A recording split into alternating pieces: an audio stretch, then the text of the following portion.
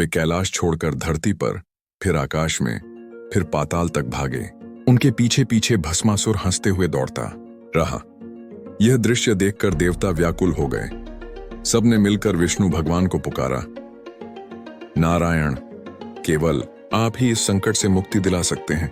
5 विष्णु का मोहिनी रूप। विष्णु मुस्कुराए और बोले, जहां भोलेनाथ का भोला स्वभाव कभी संकट में डालता है, वहां मेरा माया रूप ही रक्षा करता है। विष्णु ने एक अद्वितीय मोहक रूप धारण किया। यह था मोहिनी का रूप। मोहिनी सौंदर्य और लावण्य की मूर्ति थी। उसे देखकर भस्मासुर मंत्रमुग्ध हो गया। 6 नृत्य का खेल। मोहिनी ने भस्मासुर को छेड़ा और कहा, यदि तुम मेरे योग्य साथी हो तो पहले मेरे साथ नृत्य करो, लेकिन ध्यान रखना, हर अंग संचालन की हूबहू नकल करनी होगी। भस्मासुर तैयार हो गया। नृत्य आरंभ हुआ।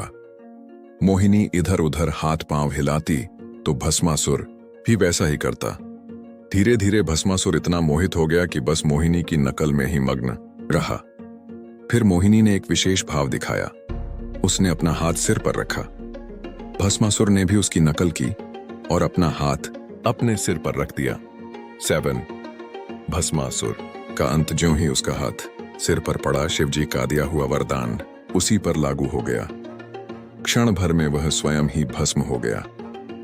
शिवजी संकट से मुक्त हुए और विष्णु की चतुराई की प्रशंसा की। देवताओं ने मिलकर स्तुति की और सृष्टि का संतुलन पुनः स्थापित हुआ। 8 शिक्षा। इस कथा से कई गहरे संदेश मिलते हैं। 1 अहंकार का नाश निश्चित है। जो शक्ति का दुरुपयोग करता है वह अंततः स्वयं विनाश को प्राप्त होता है। 2 भोलेनाथ का स्वभाव। शिवजी सबसे दयालु और सरल हैं। वे सच्चे तपस्वी को कभी निराश नहीं करते। 3 विष्णु की माया। जहां ज्ञान और चतुराई की आवश्यकता हो, वहां विष्णु का सहारा ही दुनिया को बचाता है। 4 संतुलन का नियम। शिव और विष्णु दोनों मिलकर जगत की रक्षा करते हैं। यही त्रिमूर्ति का रहस्य है।